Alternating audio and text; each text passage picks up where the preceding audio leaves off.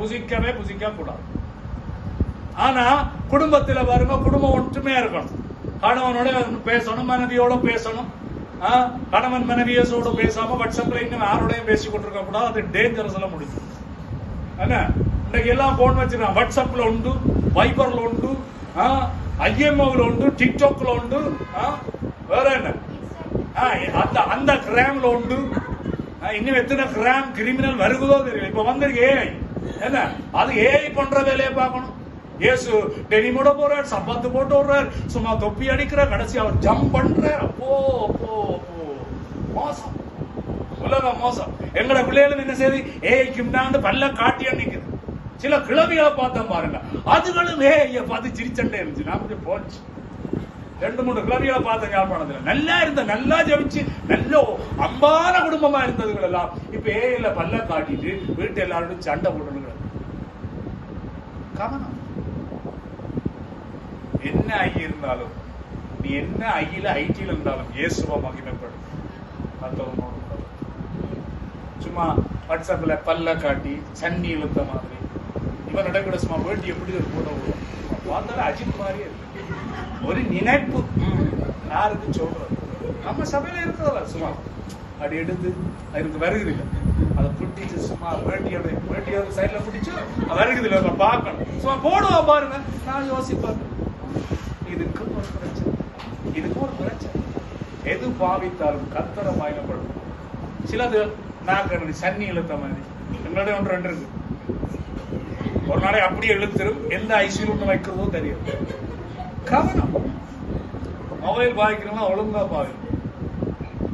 எனக்கு தெரிஞ்சவன் பார்த்தோம், மஸ்கெலியால ஓட்டோல இருந்து ஒரே பிரசங்கம். அவனுக்கு சொல்லணும், இவ்வளவு மரம் இருக்க கன்றாவி ஒரு பழைய ஓட்டோல இருந்து நீ பிரசங்கம் பண்ற பாரு. அவன் பிள்ளைகளே, நாங்கள் நான் பேசுறான். அன்றைக்கு அவனோட நான் கொஞ்சம் பேசுறோம்.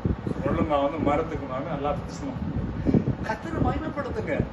பிள்ளைகளை வளர்த்தா பிள்ளைகளை அன்பா பேசு. கணவனை பார்த்து பிசாசு பிடிச்ச மாதிரி நீ பிசாசுன்னா நீயும் பிசாசு. எங்களோட அம்மா சரியே இல்லை, ஏதோ நீ திறத்துல உன் அம்மா சரியில்லை, ஒழுங்கா நீ தான் மறந்து. இன்னைக்கு நாம தான் ஒள்ளிக்கிட்டு சர்ச்சுக்கு வர துதி வள முடியும். துதி வள முடிய யாரும் சர்ச்சுக்கு வராதிங்க பிளீஸ். கர்த்தரை துதிக்கிறது போல ஒரு சந்தோஷம் இல்லை.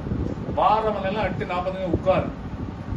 உங்களோட வேலைக்கு விழுந்து கட்டி பஸ்ல இடம் இல்லாட்டி ஒரு கம்பியில பிடிச்சு போறீங்க.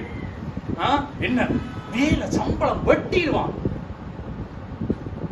ஆண்டவர் ஆராதிக்கிறதுக்கு நல்லா தூங்கி செம்மறி எடுத்துட்டு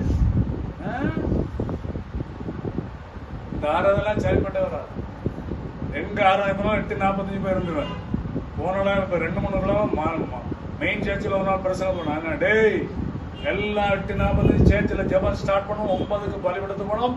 மிஸ் பண்ணக்கூடாது. பார்த்தா ஜபம் நடந்துச்சு. நேற்று கிட்ட நடக்குதாடா ஜபம். இப்ப நடக்குது.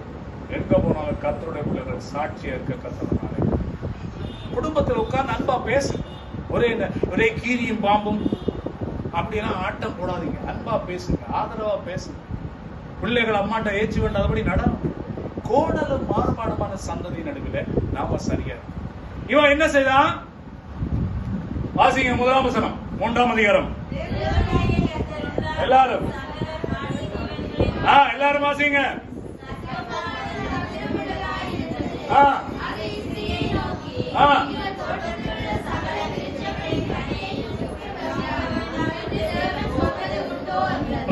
இப்ப சாத்தான் பாம்பெல்லாம் சாத்தானா?